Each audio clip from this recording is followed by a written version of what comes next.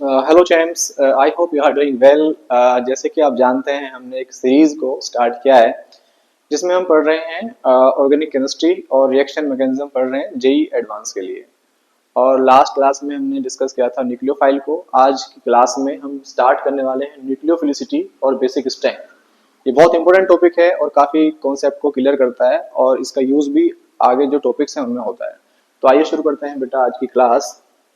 तो हम पहले समझते हैं कि न्यूक्लियोफिलिसिटी जो ये वर्ड है इसका क्या मतलब होता है और बेसिक स्ट्रेंथ जो है यहाँ पर वो किस सेंस की तरफ इशारा कर रही है। तो न्यूक्लियोफिलिसिटी वर्सेस बेसिक स्ट्रेंथ, मतलब दोनों में डिफरेंस क्या हो सकता है। तो न्यूक्लियोफिलिसिटी जो वर्ड है उसका मतलब ये है कि कोई न्यूक्लियोफाइल कितना आसानी से अपने लोन पेयर को डोनेट कर सकता है किसी इलेक्ट्रोफाइल को और एक कोवेलेंट बॉन्ड बना सकता है। तो न्यूक्लियोफिलिसिटी में क्या होता है कि डोनेशन है डोनेशन है लॉन पेयर इलेक्ट्रॉन का, लेकिन किसको देगा?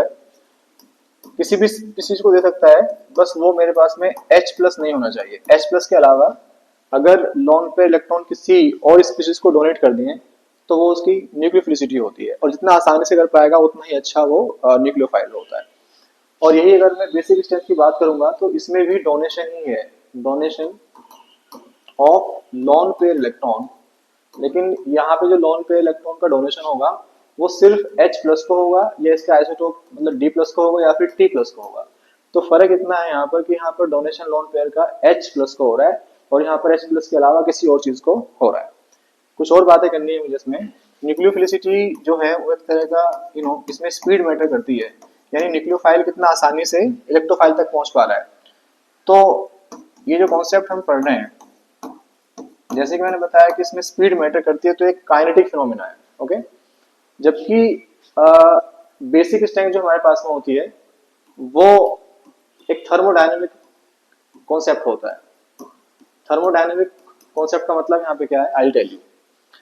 तो ये थर्मोडायनेमिक एक कॉन्सेप्ट है और मतलब इस बात का ये हुआ कि जैसे आपको पता होता है कि कोई बेस अगर होता है तो बेस का एक वहां पर एक कॉन्जुगेट एसिड होता है। तो बेस एक कॉन्जुगेट एसिड को फॉर्म करता है।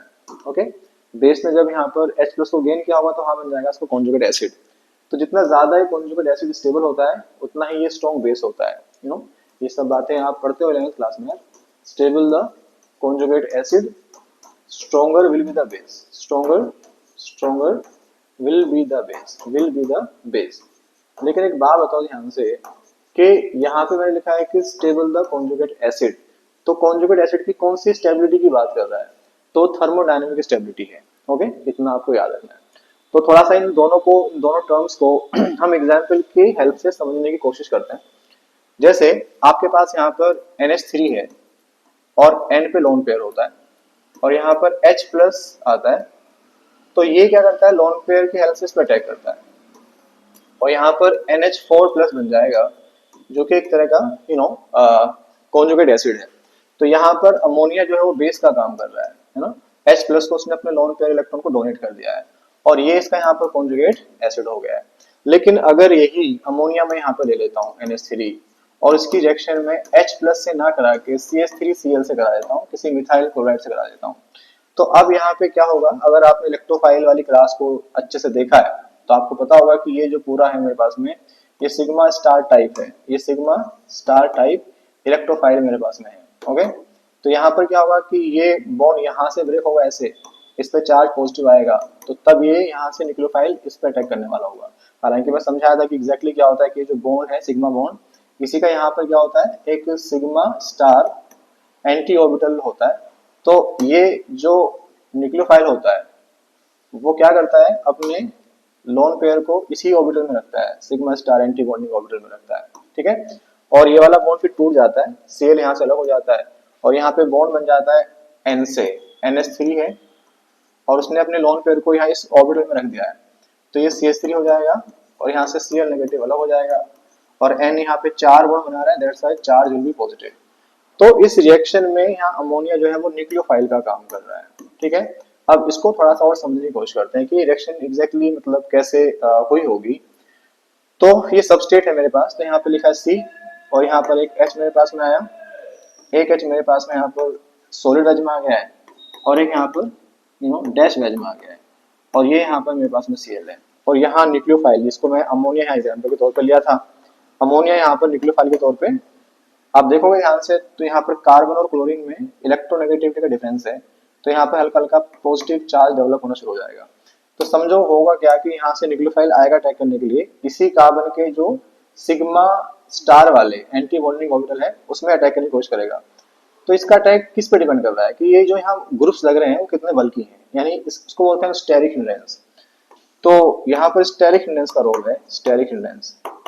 स्टेरिक हिंड्रेंस होगा मतलब जितने छोटे ग्रुप यहाँ पर होंगे कार्बन पे अटैच, उतना ही इसका अटैक करना आसान हो जाएगा। ओके, तो इसी चीज को हमने स्टेरिक हिंड्रेंस का नाम दिया है। तो मतलब ये चीज यहाँ पर ये बताती है कि अच्छा न्यूक्लियोफाइल वो होगा कि जितना फास्ट, जितना जल्दी वो, how fast it reaches, it का मतलब है न्यूक्लियोफाइल से, how fast nucleophile reaches the electrophile. और अगर हाउ फास्ट आ गया है तो इसका मतलब हम टाइम की बात कर रहे हैं, मतलब यहाँ पे स्पीड की बात कर रहे हैं हम, स्पीड की बात करें तभी मैंने एक वर्ड यूज किया था कि ये एक काइनेटिक कॉन्सेप्ट है, काइनेटिक कॉन्सेप्ट है। ठीक है, तो ये कुछ बातें हैं जो आपको याद रखनी है। तो ये थोड़ा सा मैंने भी इंट्रोडक्शन दिया बेसिक स्ट्रेंथ का और न्यूक्लियोफिलिसिटी का। अभी समझते हैं कि न्यूक्लियोफिलिसिटी और बेसिक स्ट्रेंथ जो है किन चीजों पर डिपेंड करती है, factors affecting the nucleophilicity and the basic strength. Okay, so factor कौन कौन से हैं, किन चीजों पे डिपेंड करने वाली है, फैक्टर्स की बात कर रहा हूँ मैं आपसे। The very first factor is, तो पहला जो फैक्टर मेरे पास में यहाँ पर आता है उसको बोलते हैं हम चार्ज। चार्ज, तो चार्ज को देखते हैं कैसे न्यूक्लियोफिलिसिटी और बेसिक स्ट्रेंथ डिसाइड होती है चार्ज स्पीशीज से। एग्जांपल देखते हैं यहाँ पर हम, तभी बात समझ में ठीक से आएगी। जैसे यहाँ मेरे पास में एक स्पीशीज है NH2 नेगेटिव, ओके, और एक यहाँ मेरे पास में स्पीशीज है NH3 जो कि मेरे पास में न्यूट्रल है, अमोनिया है। उसके अलावा यहाँ मेरे पास में RCOOH which is carboxylic acid, और इसी का एक कार्बोक्सिलेट आयन है RCO नेगेटिव। ठीक है, तो पहले इन दोनों में कंपेयर करते हैं कि बेसिसिटी और चार्ज का क्या है। देखो यहाँ पर क्या है, नेगेटिवली चार्ज स्पीशीज जो है वो अच्छे से इलेक्ट्रॉन पेयर को डोनेट कर पाती हैं। ठीक है, तो अगर मैं पूछूं कि न्यूक्लियोफिलिसिटी का ऑर्डर क्या होगा, तो इन दोनों में ये अच्छा न्यूक्लियोफाइल है और इन दोनों में ये अच्छा न्यूक्लियोफाइल है। मतलब कमाल की बात यह है कि न्यूक्लियोफिलिसिटी और बेसिक स्ट्रेंथ जो होती है चार्ज स्पीशीज में सेम होती है ना। तो ये जो यहाँ पर मैंने लिखा है, ये यहाँ पर जो मेंशन की है बातें वो दोनों के लिए है यहाँ पर। मतलब ये ऑर्डर जो मैं लिख रहा हूँ वो जो है वो दोनों के लिए है। मतलब ये न्यूक्लियोफिलिसिटी का ऑर्डर भी है, न्यूक्लियोफिलिसिटी का ऑर्डर भी है, न्यूक्लियोफिलिसिटी, और न्यूक्लियोफिलिसिटी के साथ साथ बेसिक स्ट्रेंथ का भी सेम ऑर्डर है। कोई पूछे कि इन दोनों में से स्ट्रॉन्ग बेस कौन है तो आप ये बताओगे, इन दोनों में से कौन है तो आप इसे बताओगे यहाँ पर। ठीक है, तो आई होप इसमें डाउट नहीं है। और एक एक्सेप्शन है इसमें थोड़ा सा, उसको आप याद रखना है। तो एक्सेप्शनली क्या होगा कि जैसे आपसे पूछ ले कि यहाँ NH3 है, अमोनिया है, और इसको कार्बोक्सिलेट आयन से कंपेयर कर ले, NH3 और यहाँ पे मेरे पास में कार्बोक्सिलेट आयन है, तब वहां से पूछ ले कि भाई बेसिक स्ट्रेंथ बताओ किसकी है, तो इसमें कौन अच्छा बेस है, तो इसमें अमोनिया ही अच्छा बेस होता है कार्बोक्सिलेट आयन से। ठीक है, तो ये थोड़ा एक्सेप्शन है, इसको आप याद रखना। चाहो तो इसका रीजन भी बता सकते हो मुझे कमेंट सेक्शन में कि क्यों ऐसा हुआ हो सर। ठीक है, जैसे एक एग्जांपल मैं और लेता हूँ कि आपके पास में H2S है, H2S के बाद यहाँ पर NaSH है, और NaSH के बाद आपके पास में Na2S है, Na2S। अब इनको अगर मैं अरेंज करूँ न्यूक्लियोफिलिसिटी के ऑर्डर में या बेसिक स्ट्रेंथ के ऑर्डर में, तो आप क्या बता पाओगे। तो देखो यहाँ पर क्या है कि जैसे हम मूव कर रहे हैं लेफ्ट टू राइट, मैं लेफ्ट राइट मूव कर रहा हूँ, तो यहाँ पे चार्ज इंक्रीज हो रहा है, चार्ज जो है वो क्या हुआ है, इंक्रीज हुआ है। इस पे यहाँ पर इसको आप हटा दोगे तो यहाँ पे चार्ज नेगेटिव आएगा, इसको हटाओगे यहाँ से तो इस पे चार्ज 2 नेगेटिव आएगा। तो चार्ज इंक्रीज हो रहा है, चार्ज इंक्रीज हो रहा है तो न्यूक्लियोफिलिसिटी भी इंक्रीज हो रही है, और बेसिक स्ट्रेंथ भी यहाँ पर क्या हो रही है, इंक्रीज हो रही है। ठीक है, तो ये फर्स्ट फैक्टर था जिसमें हमने पढ़ा है चार्ज को। उसके बाद नेक्स्ट फैक्टर जो पढ़ने वाला है वो है कि जहाँ पे चार्ज आया है, जो स्पीशीज है जिसको हम ये ऑब्जर्व कर रहे हैं कि वो न्यूक्लियोफाइल अच्छा है या बेसिक स्ट्रेंथ उसकी अच्छी है, उसमें देखना होगा कि साइड चेन जो है, तो size of side chain, size of side chain. तो सेकंड फैक्टर है कि साइड चेन की साइज पे डिपेंड करता है। क्या मतलब होगा, जैसे एग्जांपल के तौर पे यहाँ पर CH3O नेगेटिव, इसको बोलते हैं मिथॉक्साइड आयन, तो यहाँ पर एक ही कार्बन आ रहा है, लेकिन एक दूसरे एग्जांपल में CH3 CH2 और यहाँ पे O आ सकता है, O पे चार्ज नेगेटिव, यहाँ पे 2 हो गए। और अगर मैं इसको थोड़ा सा ब्रांच के फॉर्म में कर दूं, CH3 ऐसे और यहाँ पे CH3, ओके, और यहाँ पर O नेगेटिव। ठीक है, इसको मिथॉक्साइड आयन कहते हैं, दूसरे को इथॉक्साइड आयन कहते हैं, इसको आइसोप्रोपोक्साइड आयन कह सकते हैं। और एक एग्जांपल और ले सकता हूँ मैं यहाँ पर सी, और यहाँ पे तीनों ही मिथाइल आ जाए, CH3 CH3 CH3 O negative, इसको बोलेंगे टर्ट बिटॉक्साइड। अब इनमें समझना है कि न्यूक्लियोफाइल अच्छा कौन सा है और बेसिक स्ट्रेंथ अच्छा कौन सा है। तो पहले मैं न्यूक्लियोफाइल की बात करता हूँ। जब मैं ऐसे ऊपर से नीचे बढ़ रहा हूँ तो चेन जो है, साइड चेन है उसका साइज बढ़ता जा रहा है ना। अभी समझाया था कि न्यूक्लियोफाइल जो होता है ना, यानी कि न्यूक्लियोफिलिसिटी जो होती है वो स्टेरिक इंडेक्स पर डिपेंड करती है। Depends on steric index, depends on steric index. Attack करना कितना आसान है, नहीं तो depends on steric index, S लिखा है शॉर्ट में स्टेरिक इंडेक्स को। तो साफ साफ बताओ कि जैसे जैसे मैं मूव कर रहा हूँ तो यहाँ बल्कीनेस बढ़ती जा रही है, तो इसका मतलब क्या हो जाएगा कि डाउन द ग्रुप जाने पे, मतलब ऊपर से नीचे जाने पे, तो न्यूक्लियोफिलिसिटी जो यहाँ पर होगी वो डिक्रीज होने वाली है, डिक्रीज होगी टॉप टू बॉटम जाने पे। मैं इन्हीं एग्जाम्पल की बात कर रहा हूँ क्योंकि यहाँ पे साइज जो है साइड चेन का बढ़ता जा रहा है। न्यूक्लियोफाइल को अटैक करना यहाँ पर बहुत मुश्किल हो जाएगा। लेकिन अगर मैं यही बात जो है बेसिक स्ट्रेंथ के बारे में कहूँ, बेसिक स्ट्रेंथ इन्हीं की, मतलब इसमें कौन ज्यादा अच्छा बेस है, तो बेसिक स्ट्रेंथ क्या है कि कितना इजीली वो वहां पे लोन पेयर को डोनेट कर सकता है। और बेसिक स्ट्रेंथ जो है वो स्टेरिक इंडेक्स पे डिपेंड नहीं करती है, डिपेंड नहीं करती है। ओके, तो यहाँ पे देखो ये मिथाइल ग्रुप है और यहाँ सिग्मा बॉन्ड के थ्रू सिग्मा बॉन्ड के इलेक्ट्रॉन का ही डिस्प्लेसमेंट होगा, इसको बोलते हैं इंडक्टिव इफेक्ट। तो यहाँ पे इलेक्ट्रॉन डेंसिटी और बढ़ जाएगी, तो यहाँ पे इंडक्टिव इफेक्ट लग रहा है, यहाँ पे और ज्यादा लग रहा है इंडक्टिव इफेक्ट। ओके, और यहाँ पे जो है नंबर ऑफ CH2 ग्रुप बढ़ गए, इधर से भी इलेक्ट्रॉन आ रहे हैं इधर से भी आ रहे हैं, तो यहाँ पे इंडक्टिव इफेक्ट जो है बढ़ता जा रहा है। और इसमें तो बहुत ही ज्यादा हो गया है, नहीं 3 साइड से यहाँ पर सिंगल बॉन्ड के थ्रू सिंगल बॉन्ड के इलेक्ट्रॉन डिस्प्लेस हो रहे हैं। तो इंडक्टिव इफेक्ट जिसमें ज्यादा होगा, इलेक्ट्रॉन डेंसिटी O पे ज्यादा बढ़ जाएगी, आसानी से अपने लोन पेयर को डोनेट कर सकता है H को। ठीक है, तो ये अच्छा बेस है। इसका मतलब क्या होगा कि बेसिक स्ट्रेंथ जो है यहाँ पर क्या होगी बताओ, इंक्रीज हो रही है, इंक्रीज हो रही है, क्योंकि बेसिक स्ट्रेंथ जो है वो स्टेरिक इंडेक्स पर डिपेंड नहीं करती है, doesn't depend on steric index, steric index पे डिपेंड नहीं करेगी। ओके, तो एक ये था हमारे पास में second factor, size of side chain. Third factor पे आते हैं। थर्ड फैक्टर जिसपे जो न्यूक्लियोफिलिसिटी और बेसिक स्ट्रेंथ डिपेंड करता है, वो है कि जो हमारे पास में ग्रुप है उसके साइड में कोई ग्रुप लग रहा है क्या, तो थर्ड फैक्टर, एक ग्रुप अटैच है और उसको मैं बोल सकता हूँ साइड एटम कह सकता हूँ, और एडजेसेंट एटम भी कह सकता हूँ, या उसको मैं बोल सकता हूँ वहां पे क्या, साइट। ग्रुप के पास में एक ऐसी साइट मौजूद है जिसको वो मतलब वहां पे उसको हिंडर कर सकती है। मैं एग्जांपल दूंगा आपको इसके भी।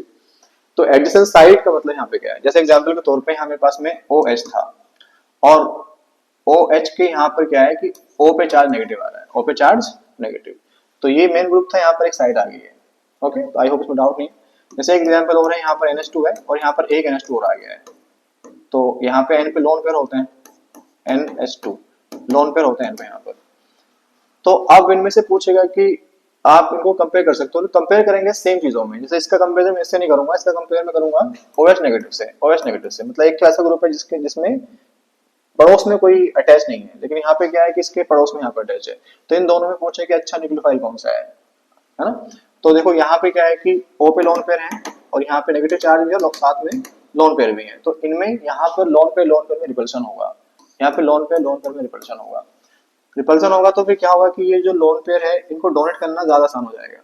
ठीक है, डोनेट करने से क्या हो जाएगा कि जो रिपल्सन है वो डाउन हो जाएगा और उसकी वजह से स्टेबिलिटी बढ़ जाएगी। अल्टीमेटली कहने का मतलब है कि यहाँ पर रिपल्सन होने की वजह से इलेक्ट्रॉन के लोन पेयर को लूज करना, डोनेट करना ज्यादा आसान है।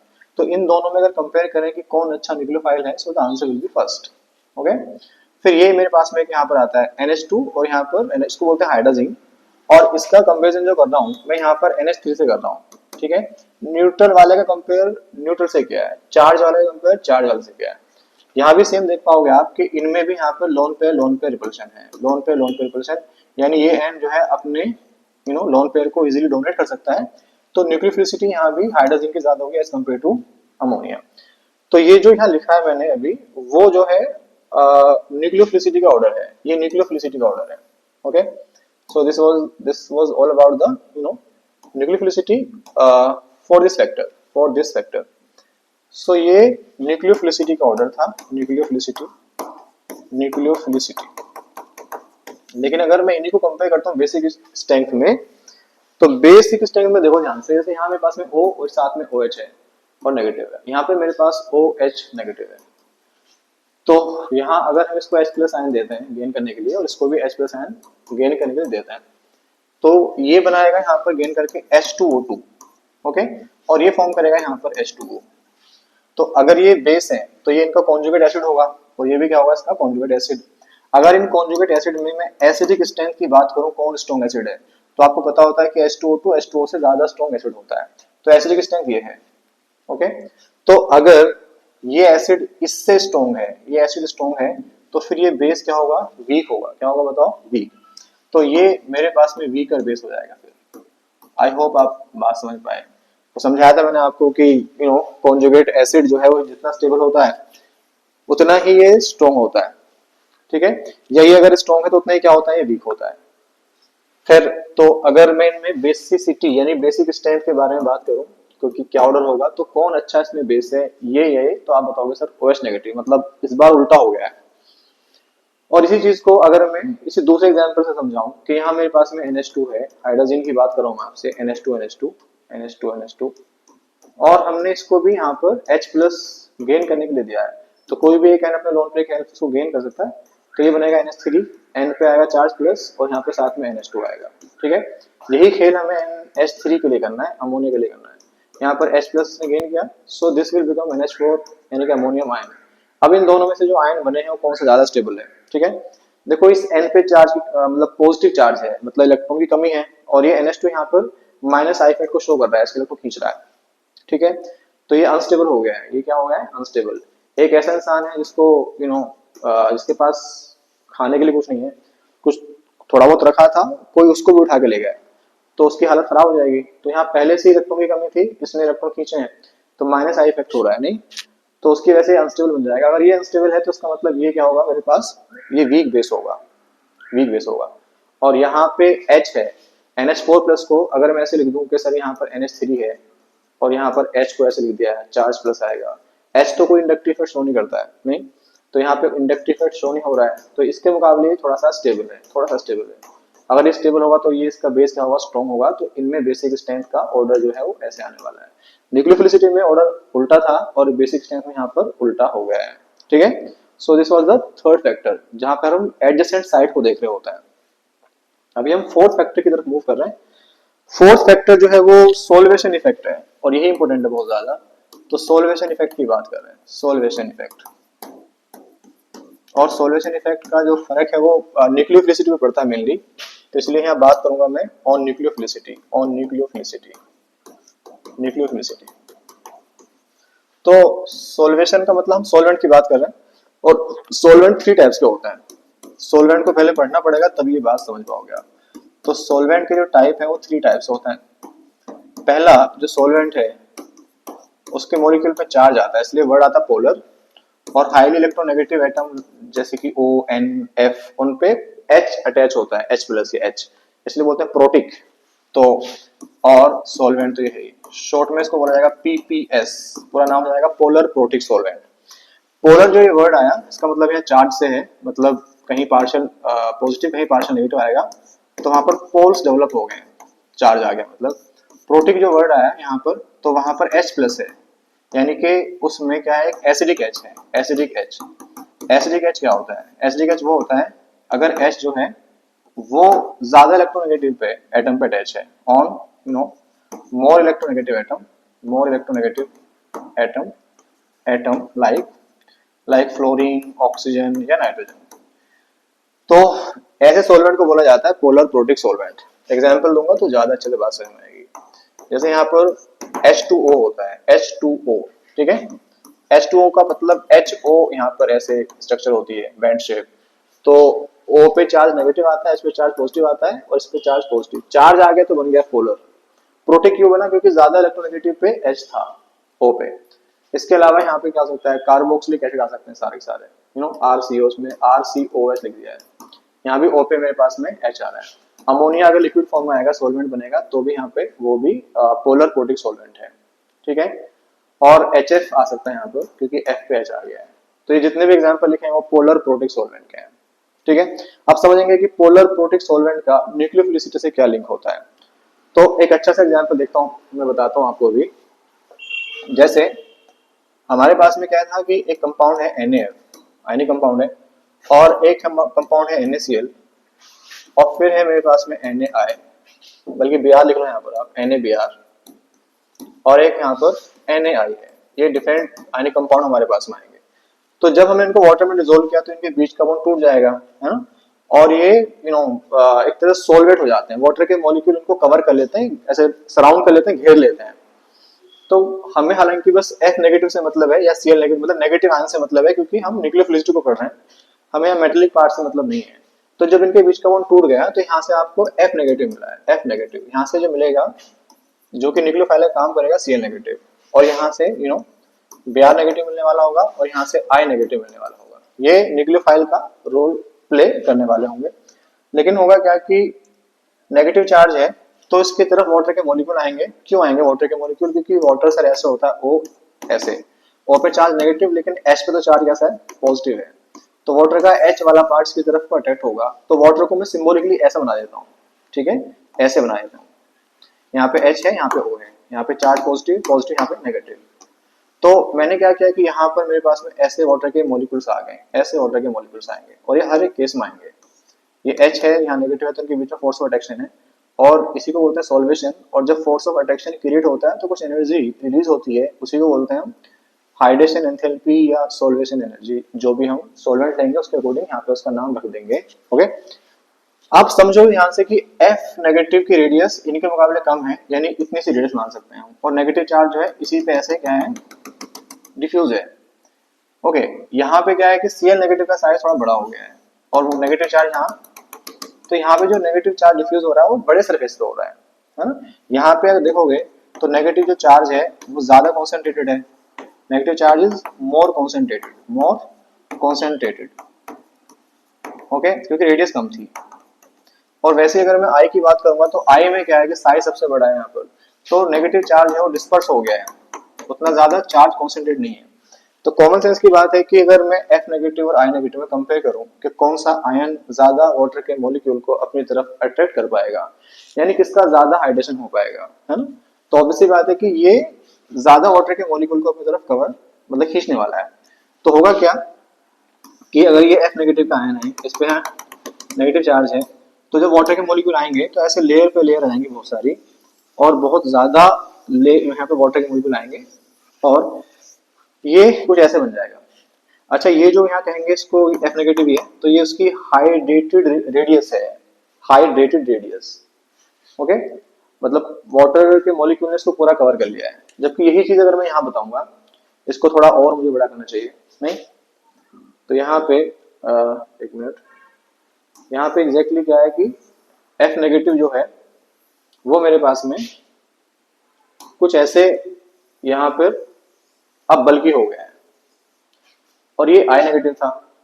इसको थोड़ा सा मैं छोटा कर देता हूँ, मतलब क्योंकि ये बोर्ड पे नहीं आ पाएगा ठीक से। फिर तो मैंने माना ये I नेगेटिव है मेरे पास में, इस पे चार्ज यहाँ पे डिफ्यूज हुआ है, लेकिन मतलब बहुत ज्यादा स्पार्स है, दूर दूर चला गया है, तो वाटर के मॉलिक्यूल्स को उतना अच्छे से अटैक नहीं कर पाएगा, तो इसका हाइड्रेशन जो होगा उतना ज्यादा नहीं हो पाएगा। ठीक है, इतनी लेयर्स आएंगी, और ये I नेगेटिव था ये। तो अब अगर मैं पूछूं कि इलेक्ट्रॉन को डोनेट करना किसके लिए आसान है, F नेगेटिव के लिए या I नेगेटिव के लिए, तो आप साफ साफ बताओगे सर यहाँ पे इसकी जो हाइड्रेटेड रेडियस है वो कम है, तो ये इजीली यहाँ से डोनेट कर सकता है अपने लोन पेयर को। और यहाँ पे क्या है कि इसको इतनी सारी लेयर को पार करना पड़ेगा तब जाकर अपने लोन पेयर्स को डोनेट करेगा, नहीं। तो आपको याद रखना है कि यहाँ पर जो हाइड्रेटेड रेडियस है, हाइड्रेटेड रेडियस है वो किसकी ज्यादा है, F नेगेटिव की ज्यादा है, किससे बताओ, I नेगेटिव से। इसलिए क्या हो जाएगा कि न्यूक्लियोफाइल, न्यूक्लियोफिलिसिटी की बात करेंगे अगर हम, तो वो I नेगेटिव की ज्यादा है किससे, F नेगेटिव से। लेकिन अगर यहाँ पानी नहीं होता तो फ्लोरीन ही यहाँ पे क्या था, F नेगेटिव ही अच्छा न्यूक्लियोफाइल था। तो हमने इसकी पावर को कम किया है इसको हाइड्रेट करके। आई होप आप इस बात को समझ पाए ठीक से। तो पोलर प्रोटिक सॉल्वेंट में क्या होता है, वो न्यूक्लियोफिलिसिटी डिपेंड करती है हाइड्रेटेड रेडियस पे, और यहाँ पे आंसर जो है वो I नेगेटिव जाएगा। ये बहुत इंपॉर्टेंट चीज है। खैर, सेकंड जो टाइप का सॉल्वेंट हमारे पास में होता है सेकेंड टाइप का सॉल्वेंट। चार्ज तो वहां भी आएगा मॉलिक्यूल पे, तो पोलर तो वहां भी आएगा, लेकिन यहाँ पे अगर आपने ऑब्जर्व किया होगा तो मैंने क्या लिखा था, पोलर प्रोटिक लिखा था, मतलब प्रोटॉन है, H+ है। ये दूसरा वाला जो आएगा उसको बोलते हैं ए प्रोटिक। तो पोलर ए प्रोटिक सॉल्वेंट, पोलर ए प्रोटिक सॉल्वेंट। पोलर का मतलब अभी बताया था मैंने आपको, चार्ज से होगा, partial positive partial negative, poles develop हो जाते हैं। और ए प्रोटिक, इस बार H जो है नहीं है ना, no acidic H, no acidic H। जो ज्यादा इलेक्ट्रोनेगेटिव एटम है उस पे H नहीं होगा, बाकी कार्बन पे हो सकता है, किसी और पे हो सकता है, और सॉल्वेंट तो यही। तो अगर मैं इसका एग्जांपल दूं आपको, कौन कौन से एग्जांपल आ सकते हैं इसमें, तो सबसे अच्छा एग्जांपल एनसीईआरटी में भी है acetone, CH3 C double bond O CH3, ये है मेरे पास एसीटोन। तो यहाँ पर O पे H नहीं है, कार्बन पे आ सकता है लेकिन ज्यादा इलेक्ट्रोनेगेटिव एटम O पे H नहीं है। इसके अलावा एग्जांपल CH3, यहाँ पे S डबल बॉन्ड O और यहाँ पर CH3, ठीक है। तो ये देखो, इसको बोलते हैं डाइमिथाइल सल्फोक्साइड। और इसमें एक हो सकता है यहाँ पर H, यहाँ पे C डबल बॉन्ड O और यहाँ पर N, और 2 मिथाइल आ जाए यहाँ पर, ठीक है। इसको बोलेंगे डाइमिथाइल फॉर्मामाइड, शॉर्ट में बोलते हैं DMF, डाइमिथाइल फॉर्मामाइड। और अगर यहाँ पे जहाँ H था वहाँ मिथाइल लगा दो मैं, CH3, यहाँ पे C डबल बॉन्ड O और यहाँ पर N, C double bond O और यहाँ पर N, और 2 मिथाइल यहाँ भी है, तो ये DMF था, डाइमिथाइल फॉर्मामाइड। ये डाइमिथाइल बन जाएगा acetamide, dimethyl acid, dimethyl 2 methyl यहाँ पे आ रहे हैं ना, so that's why the name will be dimethyl, और 2 कार्बन का अमाइड तो उसको बोलेंगे एसिटामाइड, एसिटामाइड, एसिटामाइड। ये सब सॉल्वेंट है मेरे पास में, पोलर ए प्रोटिक सॉल्वेंट, ठीक है। अब यहाँ समझते हैं कि न्यूक्लियोफिलिसिटी को ये कैसे इम्पैक्ट करते हैं, ठीक है ना। तो जैसे मेरे पास फिर से NaF आया, या फिर यहाँ पर NaCl आया, ठीक है, या बाकी भी आ सकते हैं, NaBr वगैरह आ सकता है, और NaI आ सकता है। अब यहाँ पे चार्ज पॉजिटिव है, इस पे नेगेटिव चार्ज होता है, पॉजिटिव नेगेटिव चार्ज। जब ये वाटर में जाएंगे या मतलब सॉल्वेंट में जाएंगे तो ये बॉन्ड टूट ही जाना है। अब दिक्कत की क्या बात है कि देखो, ये जितने भी सॉल्वेंट मैंने बताए हैं, तो O पे तो चार्ज यहाँ पे नेगेटिव आएगा ही, लेकिन जो कार्बन पे पॉजिटिव चार्ज आ रहा है उसके आसपास में यहाँ पर ग्रुप्स आ रहे हैं, स्टेरिक हिंडेंस आ रहा है। तो कहने का मतलब होगा कि O तो फ्री एक तरह से, O तो पॉजिटिव चार्ज की तरफ आ सकता है इसको सोलवेट करने के लिए, लेकिन ये पॉजिटिव चार्ज जो है वो नेगेटिव जो आयंस हमारे पास में उसके पास नहीं आ सकते स्टेरिक हिंडेंस की वजह से। तो एक लाइन होती है कि जो पोलर ए प्रोडक्ट सॉल्वेंट है, पास कह रहे हैं शॉर्ट में इसको, वो सोलवेट किसको करता है, सिर्फ पॉजिटिव आयन को ही सोलवेट करता है। तो solvate, solvates cations only, okay, cations only. Anion जो हमारे पास में होता है, एनायन जो यहाँ पर होगा, एनायन जो होगा वो नेकेड रह जाता है। नेकेड का मतलब उसका सॉल्वेशन नहीं हो पाता है, नेकेड रह जाता है, उसका सॉल्वेशन नहीं हो पाता है। तो अब अगर यहाँ पे देखें कि आपको क्या मिला है, वहां पर F नेगेटिव मिला है, और फिर यहाँ पर Cl नेगेटिव मिला है, फिर यहाँ पर Br नेगेटिव मिला है, यहाँ पर I नेगेटिव मिला है, सॉल्वेशन Y नहीं है इनका। तो फिर अगर न्यूक्लियोफिलिसिटी का ऑर्डर पूछूंगा तो कौन अच्छे से अपने इलेक्ट्रॉन लोन पेयर को डोनेट कर पाएगा, आप बताओगे सर यही कर पाएगा, अब तो F नेगेटिव ही है ना, और ये ऐसे। तो सॉल्वेंट का कितना बड़ा रोल है ये आपने समझा। अगर पोलर ए प्रोटिक है तो फिर ये ऑर्डर है, पोलर प्रोटिक है तो फिर अभी जो पीछे पड़ा था वो ऑर्डर था, वहां पे आई नेगेटिव ज्यादा पावरफुल बन गया था। So this was the second type of solvent which is polar A protic solvent. Next जो है थर्ड टाइप का सॉल्वेंट जो होता है, तो थर्ड टाइप का जो सॉल्वेंट हमारे पास में होता है उसको बोलते हैं non polar solvent, non polar solvent, non polar solvent, non polar solvent. अच्छा, आप ना जो ये 2 सॉल्वेंट हमने पढ़े हैं इनको थोड़ा वैसे भी ऑब्जर्व कर सकते हो याद रखने के लिए। जैसे अभी हमने पहले पढ़ा था पोलर प्रोटिक सॉल्वेंट, और फिर हमने पढ़ा था पोलर ए प्रोटिक सॉल्वेंट। तो अगर यहाँ पे देखो ध्यान से आप, तो P से P कट जाएगा, S से S कट जाएगा, तो P और A बचा है। तो A से होता है एप्पल, A से क्या होता है बताओ, एप्पल, और P से आप जानते हो कि P से मेरे पास में क्या होता है, पाइनएप्पल। एप्पल और पाइनएप्पल में एप्पल छोटा होता है, तो जो छोटा न्यूक्लियोफाइल है वो ज्यादा स्ट्रॉन्ग है किसमें, ए प्रोटिक सॉल्वेंट में, और जो बड़ा न्यूक्लियोफाइल है वो ज्यादा स्ट्रॉन्ग है, उसकी न्यूक्लियोफिलिसिटी ज्यादा है जब हम प्रोटिक सॉल्वेंट की बात कर रहे हैं। ऐसे भी कुछ लिंक कर सकते हो आप अपने माइंड में। खैर वापस से आते हैं, बात करें नॉन पोलर सॉल्वेंट की। नॉन पोलर सॉल्वेंट वो होते हैं जिनका म्यू जीरो होता है या ऑलमोस्ट जीरो होता है, मतलब नेट डायपोल मोमेंट जीरो होता है। तो अब इसका एग्जांपल कौन सा हो सकता है भाई, जैसे कि अगर मैं एग्जांपल दूं यहाँ पर नॉन पोलर सॉल्वेंट के CCl4 होता है, कार्बन टेट्राक्लोराइड, CS2 हो जाएगा, कार्बन डाइसल्फाइड, या फिर मेरे पास में बेंजीन हो जाएगी, बेंजीन। तो ये सब नॉन पोलर सॉल्वेंट होता है, ठीक है। अब नॉन पोलर सॉल्वेंट है तो उसमें तो कुछ करना नहीं है इनको, ना हाइड्रेशन होगा ना कुछ होगा। तो इसका मतलब यहाँ भी क्या होगा, जो इस जो न्यूक्लियोफाइल स्मॉलर साइज वाला है वही स्ट्रॉन्ग होने वाला है। तो अगर मैं ये NaF है और फिर यहाँ पर वेरी वेल, अच्छा मतलब ये बात मैं आपको बताऊंगा अभी और थोड़ा सा।